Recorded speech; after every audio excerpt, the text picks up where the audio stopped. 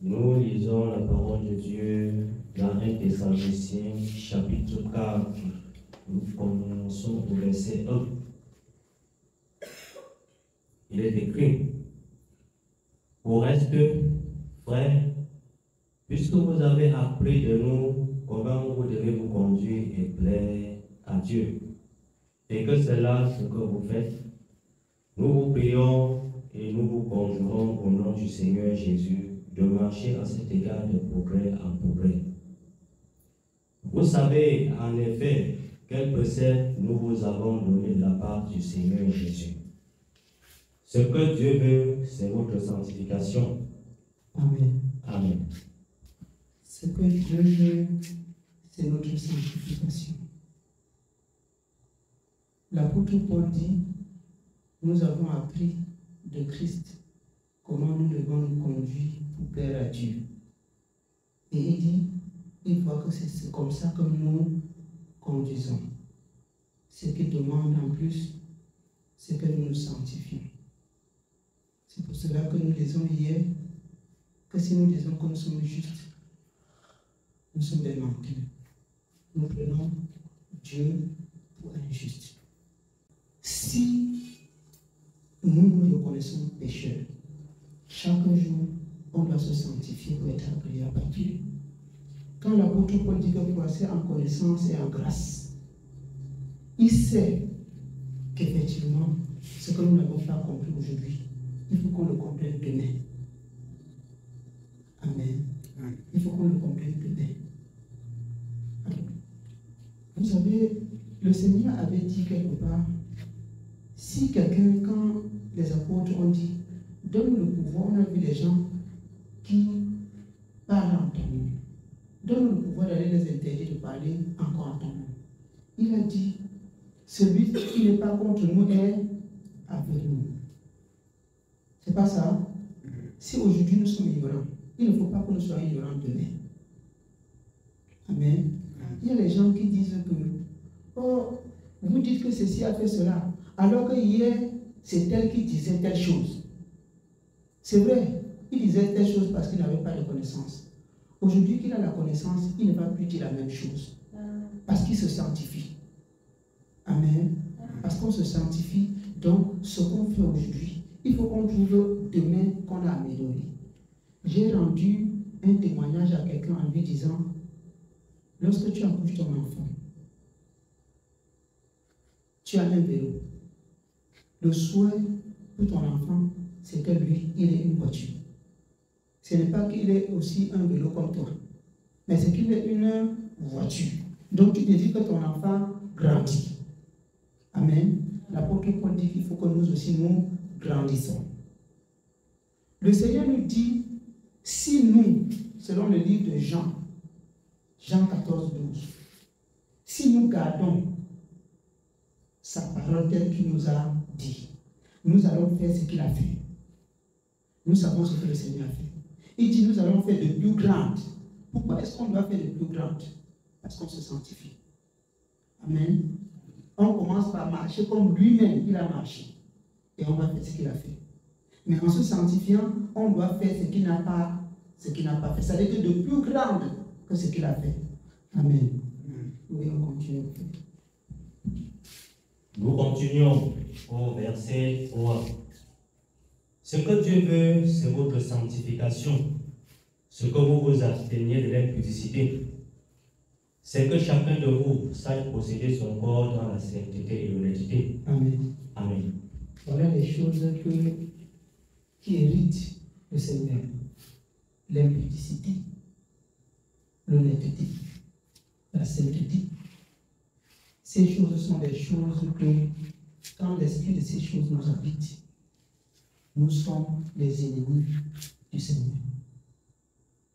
Quand on n'est pas honnête, on se fait ennemi de Dieu. Nous ne grandissons pas pourquoi? Nous ne grandissons pas pourquoi? Parce qu'on ne se sanctifie pas. On croit qu'on est dans la maison de Dieu, oui. On dit celui qui sera baptisé sera sauvé. C'est ça? Sauf qu'on a oublié quelque chose. Quand on est baptisé, on est sauvé. Si on persévère dans l'enseignement des apôtres, dans la sanctification. Amen. On ne peut pas être baptisé, on est sauvé si on se baptise et on fait la même chose d'hier. La parole de Dieu dit que le porc se voutre dans, il se lave et il part s'enrouler dans la boue, c'est ce que ça veut dire. C'est ça? Ça veut dire qu'il ne s'est pas lavé.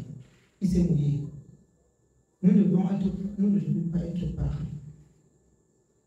L'impudicité, l'apôtre Paul trouvait à Thessalonique des gens qui disaient qu'ils étaient dans la maison de Dieu, mais ils étaient impudiques. Il faut qu'on sache que tout ce que la parole interdit doit être des interdictions dans nos vies. Tout ce que la parole interdit. Pour qu'on sache que nous sommes en train d'évoluer dans la parole, on doit se rendre compte que ce qui a été avec les apôtres est aussi avec nous. Hébreux 13, 8. Jésus-Christ est le même, hier, aujourd'hui et éternellement. Si Jésus a fait et que nous ne faisons pas, on doit se poser la question. Amen. Le Seigneur dit dans le livre de Galates 4, si l'héritier demeure enfant, il ne diffère à rien d'un esclave. Ça veut dire que tu es dans la maison de Dieu, mais tu ne grandis pas. Tu es toujours sur les petits rudiments. Tu ne diffères à rien d'un esclave. Ton enfant, c'est toi qui dis là où ton enfant doit partir. C'est ça? C'est toi qui dis ce que ton enfant doit manger. Alors que la parole de Dieu nous dit que l'homme spirituel est comme le vent. On ne sait d'où il part, ni d'où il vient. Mais si tu laisses les tuteurs, tu dois toujours attendre qu'on te donne. Tu dois toujours attendre qu'on pense pour toi. Alors que Dieu a dit que quand tu reçois ton esprit, c'est un esprit de liberté. Comment est-ce que tu es libre et on va chaque jour te conduire? Si tu es libre et que chaque jour on va te conduire, ça veut dire qu'il y a un problème. Amen. Ça veut dire que tu es un enfant. Si chacun possédait son corps dans la sainteté, dans l'honnêteté, il y a longtemps, il y a des choses qu'on ne devait plus nous rappeler. C'est pas vrai. Il y a des choses qu'on ne devait plus nous rappeler. Si tu veux posséder ton corps dans la sainteté et l'honnêteté, il y a des choses qu'on ne devait plus te rappeler. Spontanément, tu vas te rendre compte que tu fais ce qu'il fallait faire. Ça veut dire que tu n'es plus sur le tutelle. Ça veut dire que tu n'es plus un enfant. Amen. Un enfant réfléchit, mais il ne raisonne pas. Il réfléchit, mais il ne raisonne pas. C'est celui qui raisonne qui donne la réponse. C'est celui qui raisonne qui donne la solution. Mais l'enfant réfléchit. Donc si chaque jour, on doit donner la réponse à nos préoccupations, c'est que nous ne sommes pas en train de grandir. L'apôtre Paul exhortait à Thessalonique, ne restez pas où vous êtes, mais montez. Afin que l'Esprit de Dieu, comme il a dit dans le 2 Jean, il a dit quand le Consolateur serait venu, l'Esprit de vérité, il va vous rappeler. Et il va vous conduire dans la vérité. On ne peut pas te rappeler ce que tu ne connais pas. C'est pas vrai. On ne te rappelle que ce que tu connais et que tu as oublié. C'est pour cette raison que chaque jour, la parole de Dieu nous dit dans le 200, méditez cette parole jour et nuit. Il a dit à Josué, si tu marches selon cette parole, sans se détourner à gauche ni à droite, Josué chapitre 1, c'est ça? Chapitre 8, pardon. Chapitre 1 au verset 8. C'est ça. C'est pas ça? Amen. Amen. Que Dieu soit béni. Si tu te conduis selon cette parole, sans aller à gauche et à droite, tu dois réussir dans tout ce que tu entreprendras. C'est ça? Mais il faut méditer cette parole-là jour et nuit. Est-ce qu'il dit que tu vas réussir? Puisque le Seigneur dit tout ce que vous allez demander. Le Seigneur disait tout ce que vous allez demander à mon Père, à mon nom, il vous donnera. Amen. Mais il dit que selon sa volonté, tout ce que vous allez demander selon sa volonté. Alors il y a beaucoup de choses que nous demandons, mais pas selon la volonté de Dieu, mais selon notre volonté. C'est pour cette raison qu'on n'a pas. Alors, s'il y a longtemps, on se conduisait par l'esprit. Tout ce qu'on va demander à Dieu, on va demander par l'esprit. Et tout ce qu'on va lui demander, on va recevoir. et on va réussir dans tout ce qu'on entreprend. Généralement, on entreprend avant de chercher Dieu. C'est ça? C'est quand on a déjà entrepris qu'on dit que Seigneur, souviens-toi de telle chose comme ça, souviens-toi. Donc, on ne l'appelle pas quand on commence, mais on l'appelle quand on a déjà commencé. On a de fortes grâces de ne pas être exaucé. Amen. Parce que le Seigneur a appelé quelque part pour.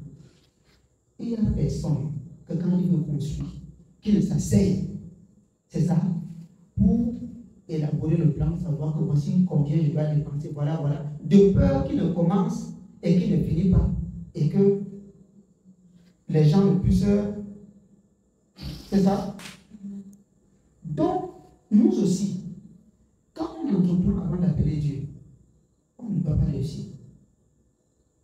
Appelons Dieu avant d'entreprendre. Cherchons Dieu avant de commencer. Amen. Ce n'est pas seulement dans ce qu'on entreprend de chair, même d'esprit. Ça veut dire quand tu veux parler à quelqu'un, ça veut dire quand tu veux t'adresser à quelqu'un, commence d'abord par demander ce que tu vas dire à Dieu. C'est pour cela qu'il dit que nos paroles doivent être peu nombreuses. Parce que tu lui demandes. Et s'il ne te répond pas, ferme ta bouche. S'il te répond, dis ce qu'il a dit. Et en disant ce qu'il a dit, tu vas entendre la parole de Dieu. Puisqu'il a dit, Hébreux 11, la forme de ce qu'on entend. Et ce qu'on entend vient de la parole de Christ. Donc si tu veux t'adresser à quelqu'un, tu ne t'adresses pas selon la parole, tu seras toujours dans la confusion. Amen. Et tu ne peux pas grandir. C'est ça, posséder son corps dans l'iniquité et la sainteté. Amen. Nous continuons toujours au verset 4. Ce que chacun de vous sache posséder son corps dans la sainteté et l'honnêteté, sans vous livrer à une convoitise passionnée comme font les païens qui ne connaissent pas Dieu. Amen. Amen. Les païens qui ne connaissent pas Dieu font ce qu'on disait tout à l'heure. Ils investissent et ils cherchent Dieu. Amen. Alors, le païen, quand il pense faire quelque chose, il fait. Quand il pense qu'il doit faire telle chose, il fait. Alors que quand un enfant de Dieu pense qu'il doit faire telle chose, il demande à Dieu. Il pose la question à Dieu. Seigneur, est-ce que c'est ta volonté? Nous nous rappelons des anciens qui disaient, Seigneur, si c'est toi, montre-moi tel signe. C'est pas ça. Si c'est toi, si c'est ta volonté, montre-moi tel signe. Si c'est ta volonté, montre-moi tel signe. Et quand le Seigneur se manifestait, il forçait, il réussissait. Mais nous, si on se conduit comme les païens, non, c'est que quand ça vient passionnément dans son cœur, faire telle chose, il fait. Vous voyez, tous les projets à la vie de l'homme sont bons. Tous les projets réussissent. Et il n'y a personne qui va vous écrire un projet, vous allez voir que ça échoue. Est-ce que c'est faux? Je dis bien tous les projets, c'est bon. Mais lorsque tu vas mettre en pratique ton projet, tu vois ça échoue. 100 projets, généralement 95 échouent. Généralement 95 échouent. Il y a des gens qui passent le temps à faire le projet, ça échoue. Il fait ça, échoue. Il fait ça, échoue. Il fait ça, échoue. Toujours. Parce qu'on ne consulte pas Dieu. Parce qu'on ne consulte pas Dieu. Étant grand enfant de Dieu, on doit être différent du monde. On doit consulter Dieu avant de commencer notre projet. Tout projet qu'on ne consulte pas Dieu, c'est comme le monde. Mais avec Dieu, on le consulte. Et quand on le consulte, on réussit toujours. On ne se livre pas à des convoitises passionnées comme le monde. Le monde, quand ça vient dans ton cœur, allez, on lance. Je disais ce matin, nous dormions très bien. Nous dormons hyper bien. Mais si vous pouvez consulter les autres qui sont autour de vous, vous allez vous rendre compte que les gens passent la nuit à courir. Amen. Les gens passent la nuit à courir. Nous dormons très bien parce qu'on est sur la vie de ce grand Dieu. Mais si on fait aussi comme le monde, un moment viendra qu'on va commencer à courir, ça ne sera pas un trapèze, mais ça sera le marathon. On ne se livre pas à des convoitises passionnées. C'est pour le monde. Pour les enfants de Dieu, ils écoutent la voix de Dieu. Amen. Oui. Nous continuons au verset 6. Ce que personne n'use envers son frère de fraude et de cupidité dans les affaires, parce que le Seigneur tire vengeance de toutes ces choses. Amen. Amen. Alors, quand je fais les affaires, un enfant de Dieu fait les affaires pour vivre, non? Je suis obligé de faire les affaires pour vivre. Mais quand ça concerne mon frère, ce ne sont pas les affaires. Puisque mon frère est comme moi-même. C'est pas ça. Si j'ai eu quelque chose à faire pour mon frère, c'est comme si je faisais à moi-même. Est-ce que sur moi-même je tire les intérêts? Pour moi-même, est-ce que je me tirer un intérêt quelconque? Non. Je ne dis pas l'intérêt quelconque. Mais si mon frère comprend que je suis comme lui-même et que je fais ces affaires, quand mon frère part là-bas, il mange, non? Quand mon frère part là-bas, et il y a des moyens qu'il utilise, non? S'il comprend, comme moi je comprends, il va faire comme si c'est lui-même qui faisait. Amen. Il y a longtemps, il n'y aura pas de fraude dans mes affaires. La cupidité, c'est que, comme je vais faire là, il faut absolument que je gagne.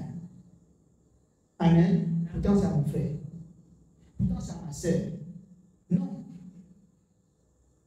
Il dit bien, reprends mon frère. Ce que personne n'use envers son frère. Envers son frère, de fraude. Ni de cupidité dans les affaires. Quand je pars faire une négociation, tu me dis, mon frère, va à tel endroit, vois telle chose. Négocie pour moi. Comme je parle, je suis toi. Amen. Si j'ai certaines capacités de pouvoir négocier, amen, c'est ce que le Seigneur dit. Il faut que ce soit entre, que les dons qu'il a donnés, que ce soit pour l'édification des saints. Il faut que mon don te soit utile. C'est pas ça. Il faut que mon don te soit utile. Il faut que mon don lui soit utile. Mais si mon don n'est pas utile, ça veut dire que je lui vends mon don. Est-ce que c'est ce que Dieu nous a fait? Dieu me donne le don pour l'édification des autres, pour servir les autres. Si je n'utilise pas ce don-là pour servir les autres, ça veut dire que pour moi, je juge de cupidité et de fraude. Les affaires, on ne voit pas seulement l'argent dans les affaires. Non, ce que je sais faire, comme le Seigneur dit, si tu sais faire quelque chose et que tu ne fais pas, tu fais comment? Tu pêches. Amen. C'est que tu pêches. Il faut que tu sentes que ce que tu as de précieux, tu aides tes frères, tu aides ton frère, tu aides ta soeur avec. Ça, le Seigneur tire vengeance de ces choses. Si je peux t'aider, je ne le fais pas. Avec tout le don que Dieu m'a donné, je vous dis, je pêche contre Dieu. Je pêche. C'est pour cela que le serviteur parfois dit que le rôle de chacun dans cette maison, c'est quoi? Puisque Dieu a donné un don à chacun pour un rôle précis. En vérité, chacun a un don. C'est fait de dire, est-ce que c'est faux? Chacun a un don. Qu'on soit dans le Seigneur ou pas, chacun a un don. J'ai dit qu'on soit dans le Seigneur ou pas, chacun a un don. Et le don de chacun, c'est un don qui peut aider l'autre. Absolument. Il n'y a personne qui est nul. Étant dans le Seigneur, on devait réveiller ce don et aider les autres avec. Amen. Et aider les autres avec. C'est à partir de ce moment qu'il ne devait pas avoir foulé les cupidités. Mais lorsque tu gardes ce don pour toi seul, tu es cupide. Amen. Tu es cupide. Quand tu gardes pour toi seul, tu es cupide. Il y a des gens qui ne savent que louer. Apprends tes frères à louer aussi. Il y a des hommes qui ne savent que préparer. Apprends tes soeurs à préparer. Mais vous allez voir, dans la maison de Dieu, on va retrouver et tel ne connaît pas préparer. Tel ne connaît pas faire des choses, tel ne connaît pas louer. Non, si je connais, je transmets. Amen. Si je connais, je transmets. Si je connais, j'aide. Parfois, je peux ne pas parler, mais je fais. C'est ça? Je fais pour montrer que si j'ai ce don, il faut que je fasse comme ça. Pour passer le témoin. Pour que tu saches que si toi aussi tu as un don, mets ce don au service des autres. Quand ce n'est pas comme ça, le Seigneur dit vengeance. Pourquoi le Seigneur dit vengeance? Le Seigneur te donne la force et la sagesse pour faire quelque chose. Tu ne le fais pas. Tu sais donc le Seigneur quoi? Puisque le Seigneur dit que nous ne pouvons pas l'aimer. Dieu dit que nous ne pouvons pas l'aimer, lui que nous ne voyons pas. Alors que nous avons notre frère à côté que nous voyons que nous ne l'aimons pas. C'est pas ce qui est écrit dans le livre de Jean.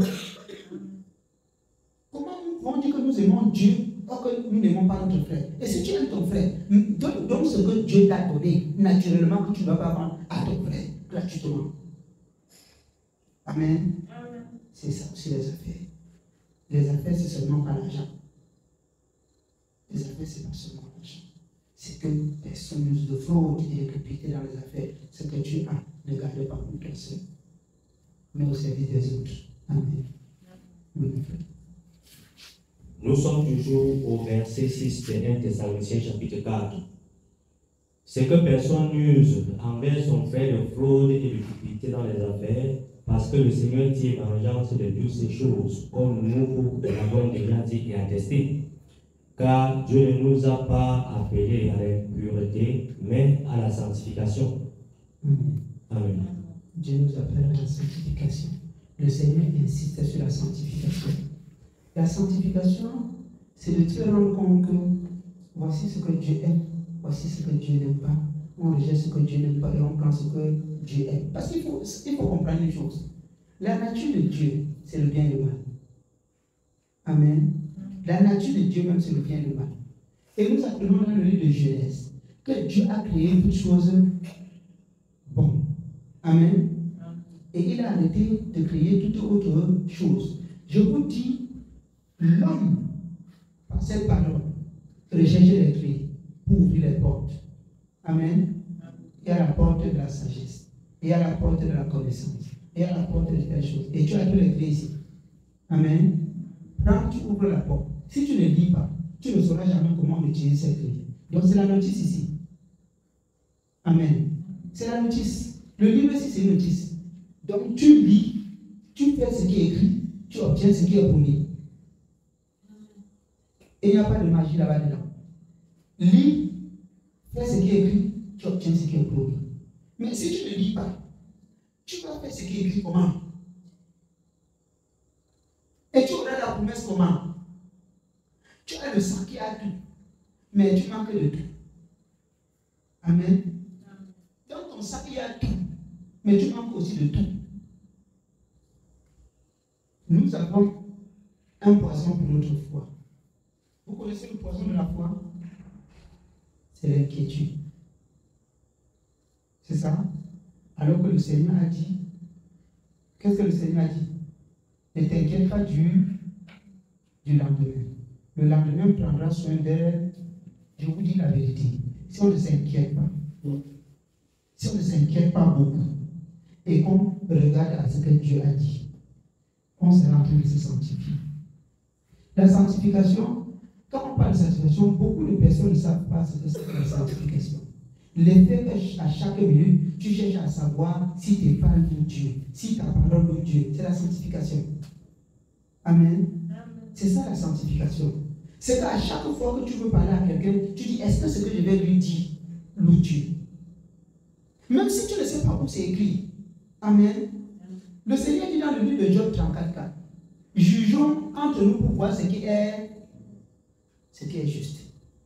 Si tu sens que ceci est juste et que tu n'as pas la connaissance selon ce qui est écrit et que c'est juste, pratique la justice, c'est la sanctification.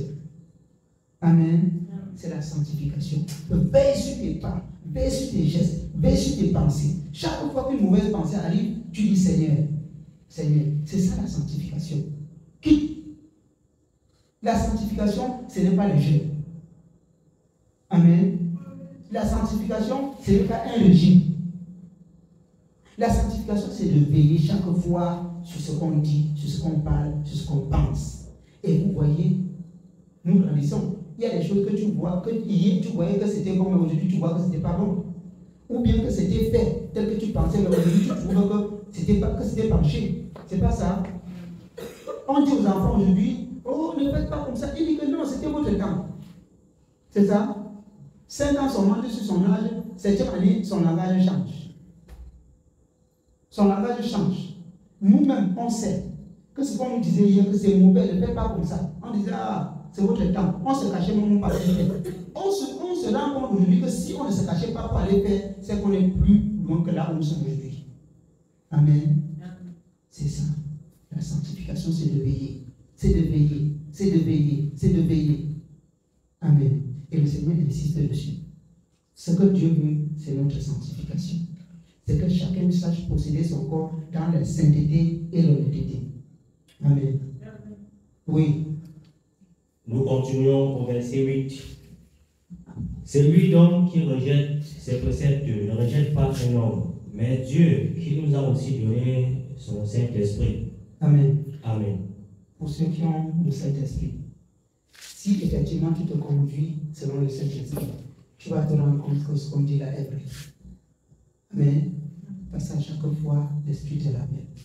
Lorsque quelqu'un a l'Esprit de Dieu, quand il veut poser un acte qui est malsain, je vous dis, il connaît. Il connaît.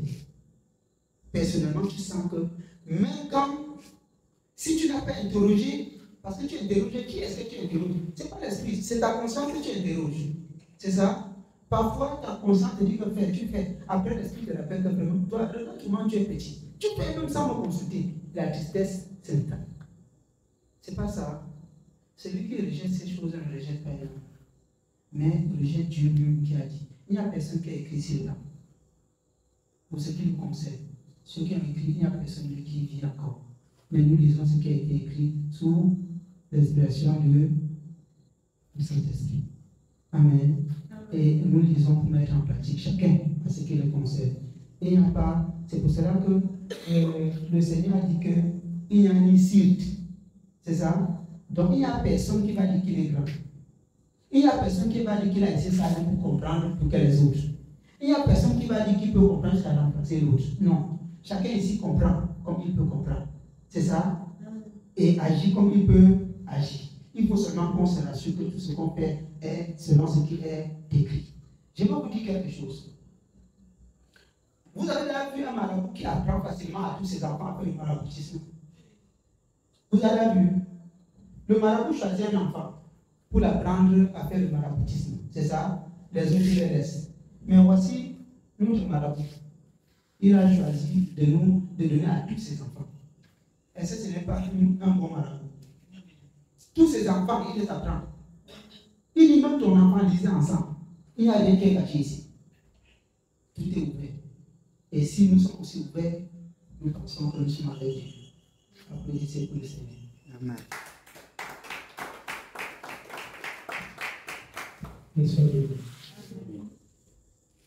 Amen. Continuons.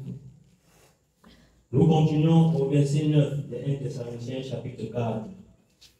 Pour ce qui est de l'amour fraternel, vous n'avez pas besoin qu'on vous en écrive, car vous avez vous-même appris de nous à vous aimer les uns les autres. Et c'est aussi ce que vous faites envers tous les frères dans la Macédoine entière. Amen. Amen. Éphésiens chapitre 3, verset 2. Lisons Éphésiens 3, verset 2.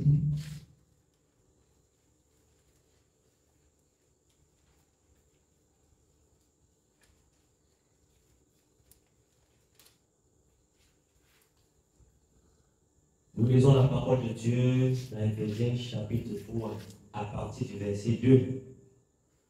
Il est écrit: si du moins vous avez appris quelle est la dispensation de la grâce de Dieu qui m'a été donnée pour vous, car c'est par révélation que j'ai eu connaissance du ministère sur lequel je viens d'écrire en peu de mots.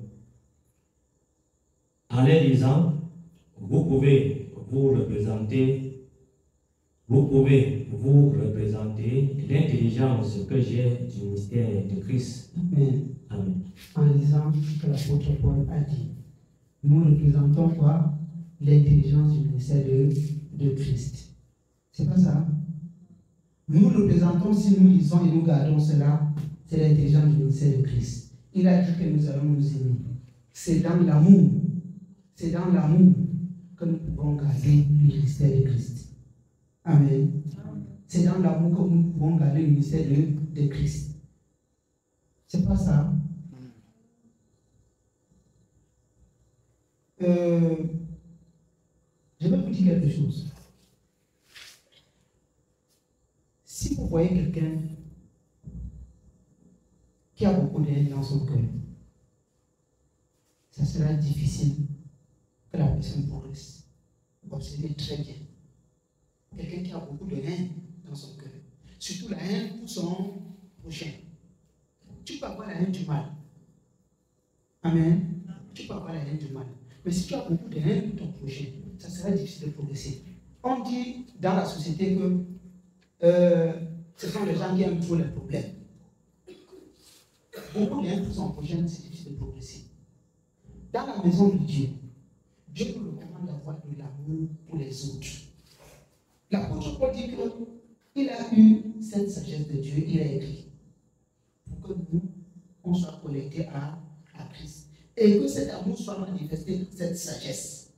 C'est pour cela que je vous disais tout à l'heure que si nous mettons le don que nous avons au service des autres, pendant que toi tu vas chercher à faire ce que Dieu a recommandé que tu fais pour moi, je serai en train de chercher à faire pareil pour toi. L'amour doit s'installer. Amen. L'amour doit s'installer. Personne ne doit te demander d'aimer ton frère. Personne. Parce que pour chaque action que nous posons, nous avons une rémunération. Tout ce que nous faisons, nous avons le salaire. Comme le Seigneur dit dans le livre des Hébreux, que les œuvres de chacun le suivent. Vous pensez que ça veut dire quoi? Ça veut dire que tout ce que je fais, j'ai la paix. Amen. Tout acte que tu poses, tu as la paix. Si tu passes le temps à manifester la bonté de Dieu pour les autres, Dieu manifestera sa bonté pour toi. Si tu passes le temps à mettre ce que Dieu t'a donné au service des autres, Dieu va mettre ce qu'il a à ton service. C'est pas vrai? À l'époque, quand nous on faisait encore les funérailles, au moment où on devait faire notre funérailles, on guettait la personne qui est souvent très serviable, qui ne connaît pas les choses, qui connaît bien partager. C'est la personne là qu'elle mettait dans notre campus. Non, c'est toi qui sera là. Parce qu'on sait que après le deuil là, les sorciers ne vont pas nous chercher. C'est pas vrai? Alors qu'il y a des personnes que quand ils arrivent, c'est quand leur personne est là qu'on sait bien. On envoie les costumes morceaux de l'autre côté. Les autres vont dire que on peut vous envoyer quelques petits jus. Donc, Dieu te donne en fonction de ce qu'il voit que tu peux avoir le don qu'il t'a donné. C'est ça? Si j'utilise ma force pour vous aider, Dieu va toujours donner la force. Vous allez dire que le gars, il est toujours là. Vous ne savez pas que je suis toujours là parce que Dieu comble pour que je vous donne aussi. Mais s'il te donne le don pour dormir, tu sais le don à quoi? Tu auras beaucoup de courbatures. Tu auras toujours de problèmes. Ça te sert à ton sommeil. Ton sommeil n'est de personne. Il faut que ce que Dieu t'a donné puisse nous aider. Que Dieu soit béni. Amen. Je crois que c'est ce qu'on pouvait écouter ce soir comme message. Que le Seigneur vous bénisse.